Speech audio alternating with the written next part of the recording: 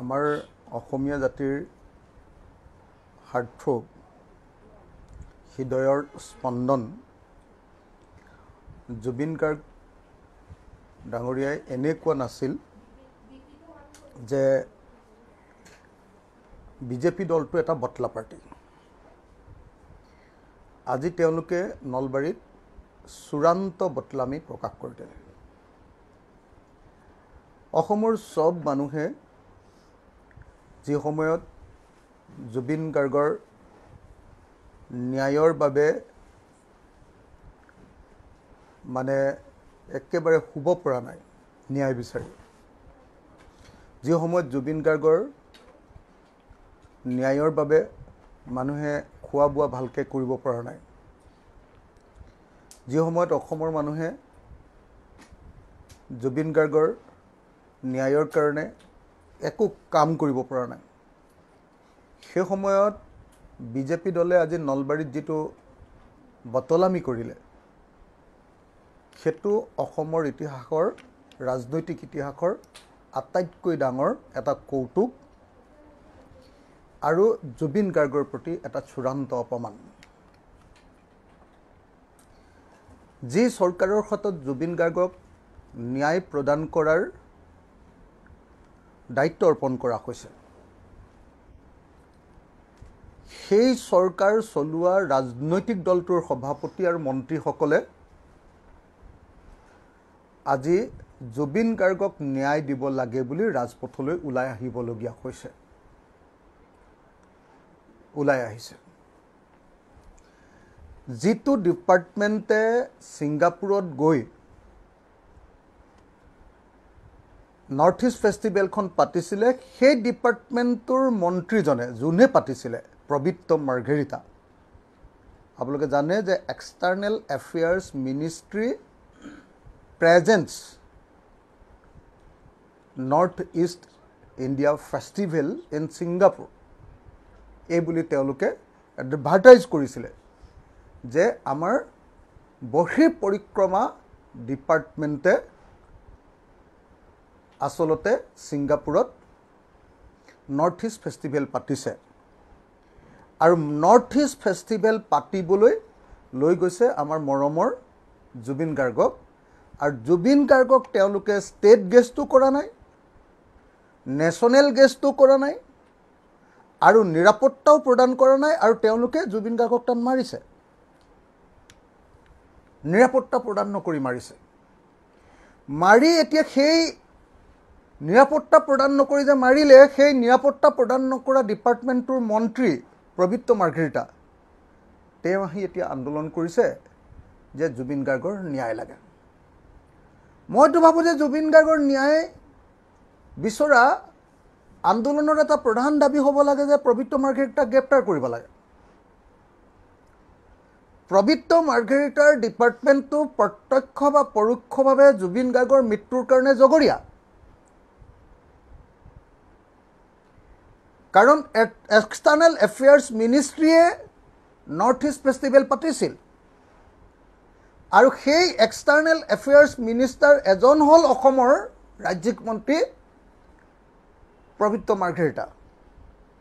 সেই প্ৰবীত্ৰ মাৰ্ঘেৰিটাই আজি যেতিয়া নলবাৰীত ৰাখি ন্যায় দিব লাগে বুলি প্ৰতিবাদ কৰিছে, ডাবুল ইঞ্জিনৰ চৰকাৰ, কেন্দ্ৰতো বিজেপি, ৰাজ্যতো বিজেপি, তাৰ পাছত মানুহৰ বুজিবলৈ বাকী নাই যে বিজেপি চৰকাৰে জুবিন গাৰ্গৰ ন্যায় কেতিয়াও প্ৰদান নকৰে, ৰহস্যজনক মৃত্যুৰ প্ৰকৃত ন্যায় কেতিয়াও প্ৰদান নকৰে।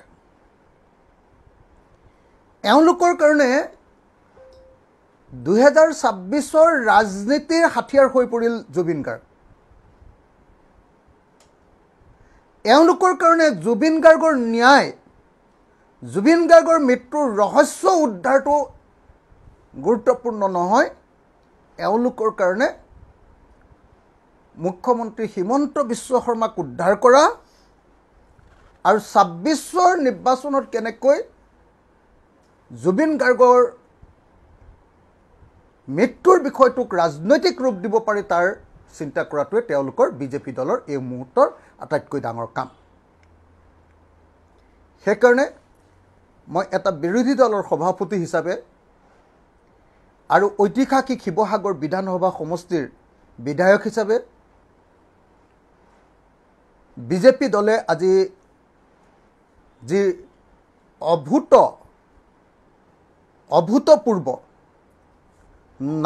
মানে নাভূত নাশ্ৰুত ভাবিব নোৱাৰা ধৰণৰ কল্পনাৰ অতীত যি ভয়ংকৰ কলংকিত লেতেৰা ৰাজনীতি কৰিলে তাৰ কাৰণে মই বিৰোধী দলৰ এজন সভাপতি হিচাপে নিন্দা কৰাই নহয় সমগ্ৰ অসমবাসী ৰাইজক এই বিজেপি দলটোক ঘৃণাৰে উপচাই পেলাবৰ কাৰণে মই সকলোকে অনুৰোধ জনাইছোঁ। আপোনালোকে সকলোৱে চাওক যে জুবিন গাৰ্গ আমাৰ অসমীয়া জাতিৰ এটা সম্পদ আৰু অসমীয়া জাতিৰ এই সময়ৰ আটাইতকৈ জনপ্ৰিয় শিল্পী।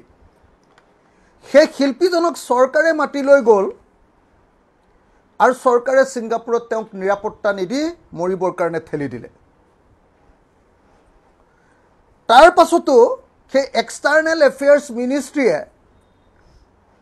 সেই নৰ্থ ইষ্ট ফেষ্টিভেলখন বন্ধ নকৰিলে, অকল কালচাৰেল প্ৰগ্ৰেমটোহে বন্ধ কৰিলে।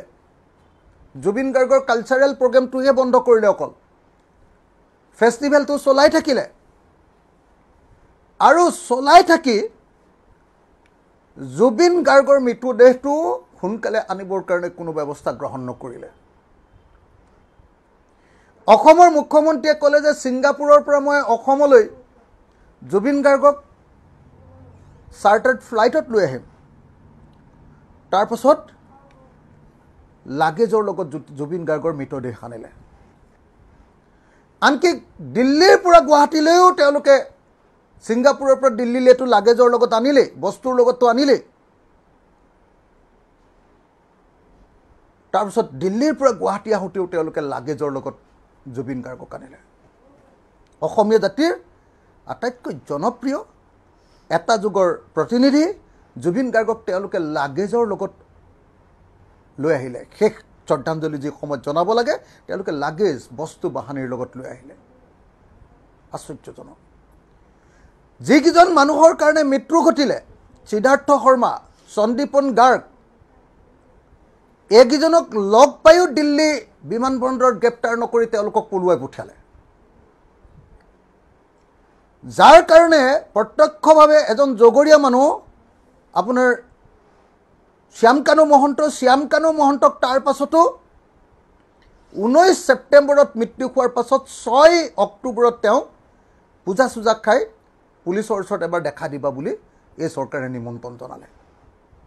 তাৰপিছত অসমৰ মানুহে হাল্লা কৰাৰ পাছতহে অলপ সোনকালে চাৰেণ্ডাৰ কৰি দিলে। চাৰেণ্ডাৰহে কৰিছে, এওঁলোকেতো ধৰা নাই।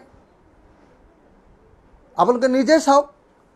তাৰ পাছত জুবিন গাৰ্গক যেতিয়া আনিলে, অনাৰ পাছত আপোনালোকে এটাকে চাওক, প্ৰথম দিনা যেতিয়া সৰুসজাই ষ্টেডিয়ামত ৰাখিছে কেনেকুৱা বিশৃংখল অৱস্থাত ৰাখিছিলে, প্ৰতিবাদ কৰিবলগীয়া হৈছিলে মানুহে।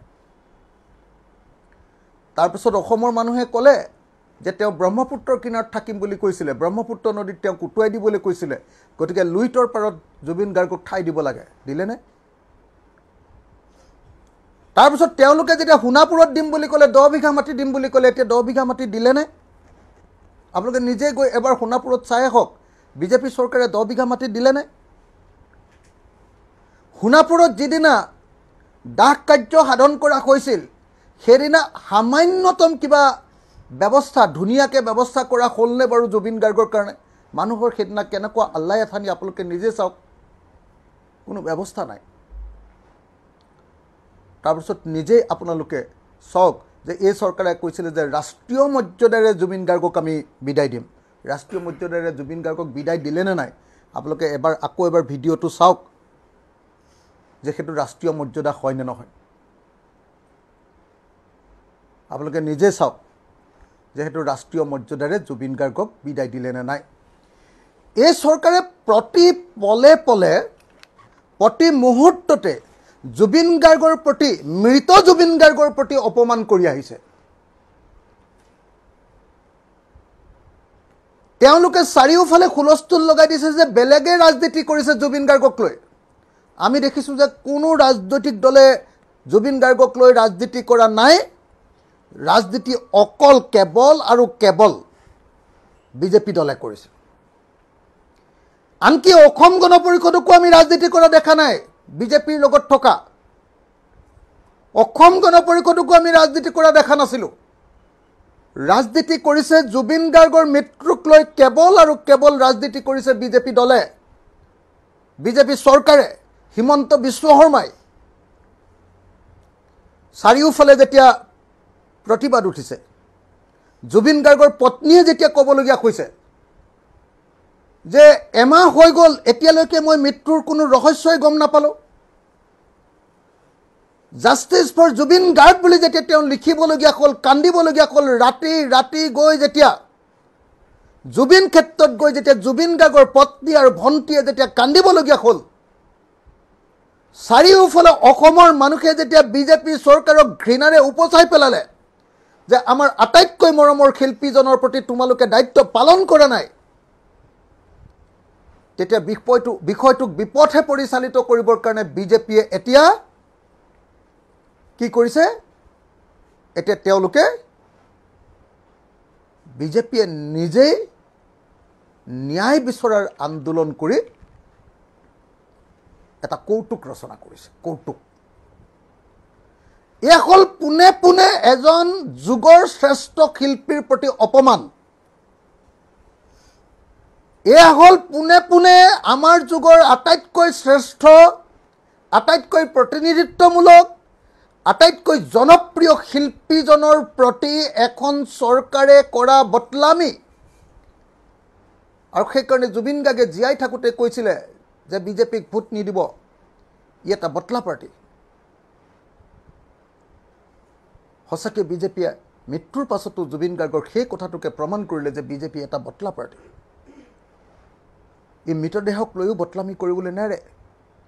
ইয়াৰ কাৰণে মৃতদেহো শিল্পী এজনৰ, যুগশ্ৰেষ্ঠ শিল্পী এজনৰ মৃত্যুৰ ঘটনাওতো এওঁলোকৰ কাৰণে কেৱল আৰু কেৱল ভোট গোটোৱাৰ আহিলা। সেইকাৰণে আমি এই দুৰ্ভাগ্যজনক সত্যক, আজি নলবাৰীত হোৱা যিটো দুৰ্ভাগ্যজনক সত্য যে অসমৰ ৰাজনৈতিক ইতিহাসৰ আটাইতকৈ নিকৃষ্ট ঘটনা, যি চৰকাৰে আমাৰ জুবিন দাক ন্যায় দিব লাগিছিলে, সেই চৰকাৰে 30 দিন পৰ্যন্ত য'ত ঘটনা ঘটিলে তালে তদন্তকাৰী কমিটিকে পঠিয়াব নোৱাৰিলে। ন্যায় দিয়াটো বাদেই দিয়ক, ৰিজাল্ট এটা ওলোৱাৰ কথাটো বাদেই দিয়ক, য'ত ঘটনা ঘটিছে 1 মাহ পুৰ খোৱাৰ দিনালৈকে যাবই নোৱাৰিলে, 32 দিনৰ দিনাহে গৈ পাইছেগৈ। আৰু গৈ পাইতো কোনো কামেই নাই।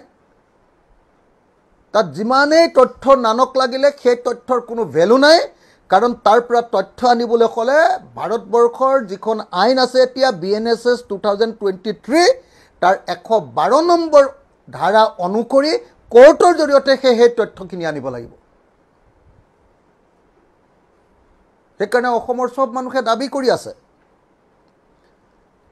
যে সুপ্ৰিম কোৰ্টৰ নিৰীক্ষণত বা হাইকোৰ্টৰ নিৰীক্ষণত CBI তদন্ত হওক, সেইটোৰ পৰা লুকাবৰ কাৰণে তেওঁলোকে বিজেপি এতিয়া প্ৰতিবাদ কৰিছে। সবে কৈ আছে যে জুবিন গাৰ্গৰ মৃত্যুৰ বিষয়টোক এটা ৰাষ্ট্ৰীয় বিষয়, প্ৰধানমন্ত্ৰীয়ে ইয়াত হস্তক্ষেপ কৰা দৰকাৰ, সবে কৈ আছে। সেইটো লুকুৱাবৰ কাৰণে বিজেপিয়ে আজি নলবাৰীৰ এই আন্দোলন নিজৰ চৰকাৰৰ বিৰুদ্ধে নিজেই আন্দোলন কৰিছে। এতিয়া মানুহে কৈ আছে যে বিজেপিয়ে যদি বিজেপি চৰকাৰৰ বিৰুদ্ধে আন্দোলন কৰে, বিজেপিৰ ৰাজ্যিক সভাপতিজনে যদি আন্দোলন কৰে, যিজন মানুহে মিটিংখন পাতিছিলে পবিত্ৰ মাৰ্ঘেৰিটা, যিজন মানুহে ছিংগাপুৰত মিটিংখন পাতিছিলে, সেই মানুহজনে, যিজন জগৰীয়া, সেই মানুহজনেই যদি এই আন্দোলনটো কৰে, তেতিয়াহ'লেতো কাইলৈ পৰহিলৈ শ্যামকানু মহন্ত, সিদ্ধাৰ্থ শৰ্মা আৰু এটা কি শৰ্মা আৰু এটা গোস্বামী আছিলে, শেখৰ গোস্বামী, ইহঁতেও আহি চাগে কাইলৈ পৰহিলৈ জুবিন গাৰ্গক ন্যায় দিয়ক বুলি আকৌ প্ৰতিবাদ কৰিব। CID আৰু SIT-য়েতো প্ৰতিবাদ কৰিবই যে জুবিন গাৰ্গক ন্যায় দিয়ক। তাৰ পাছত আকৌ আমাৰ কোৰ্টে প্ৰতিবাদ কৰিব লাগিব জুবিন গাৰ্গক ন্যায় দিয়ক বুলি। কি এক ভয়ংকৰ প্ৰশাসনৰ মাজত অসমীয়া জাতি বাস কৰিছে। মুখ্যমন্ত্ৰীয়ে নিজে কৈছে, মুখ্যমন্ত্ৰীয়ে কৈছে যে এই প্ৰতিবাদ যিটো প্ৰতিবাদ বন্ধ হৈ যাব যদিহে তেওঁ 50% বন্ধ হৈ যাব যদিহে তেওঁ পদত্যাগ কৰে। আৰু কৈছে যে গৌৰৱ গগৈ যদি মানে মুখ্যমন্ত্ৰী হয় তেতিয়াহ'লে একেবাৰে প্ৰতিবাদটো বন্ধ হৈ হ'ব।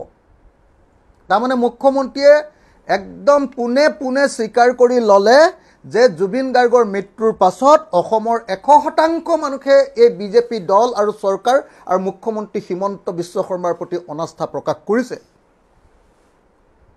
50 + 50 100%।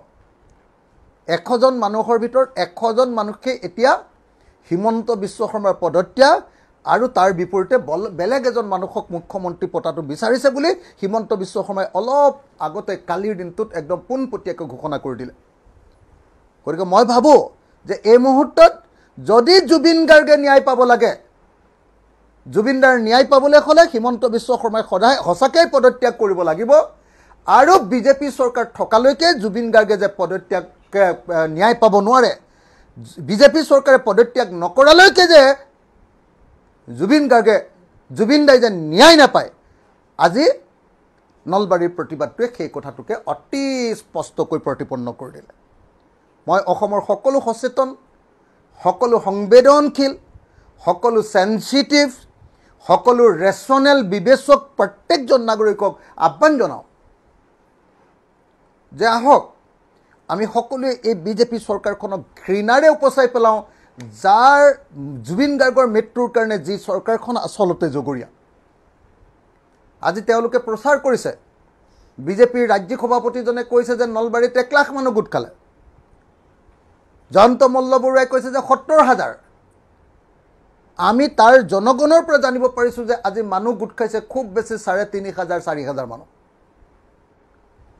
3,500 4,000 মানুহ, সব মন্ত্ৰী মুদাগৰ, চেণ্ট্ৰেল মিনিষ্টাৰৰ পৰা একদম ষ্টেট মিনিষ্টাৰলৈকে, বিজেপিৰ সভাপতিৰ পৰা চবলৈকে গৈছে।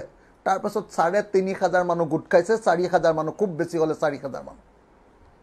4,000 মানুহ গোটাবহে পাৰিলে, কাৰণ অসমৰ মানুহে তেওঁলোকৰ চৰিত্ৰ বুজি উঠিছে। নলবাৰী মানুহে স্পষ্টকৈ কৈছে যে এনেকুৱা প্ৰশাসনত আমি যাব নোৱাৰোঁ। নলবাৰীৰ তাৰ স্থানীয় নাগৰিক নাই, দূৰৰ পৰা মানুহ ভাড়া কৰি আনিবলগীয়া পৰিস্থিতি হৈছে। গতিকে এই গোটেই পৰিস্থিতিটো চাই মই অসমৰ মুখ্যমন্ত্ৰীক এই মুহূৰ্তত মুখ্যমন্ত্ৰী পদৰ পৰা পদত্যাগ কৰিবৰ কাৰণে আহ্বান জনাইছোঁ। তেওঁৰ পদত্যাগে শেষ উপায়, নহ'লে কিন্তু মুখ্যমন্ত্ৰীৰ শেষ ৰাজনৈতিক অৱস্থাটো খুব বেয়া হ'ব। গতিকে মুখ্যমন্ত্ৰী হিমন্ত বিশ্ব শৰ্মাক মই আজি পদত্যাগ কৰিবৰ কাৰণে দাবী উত্থাপন কৰিলোঁ।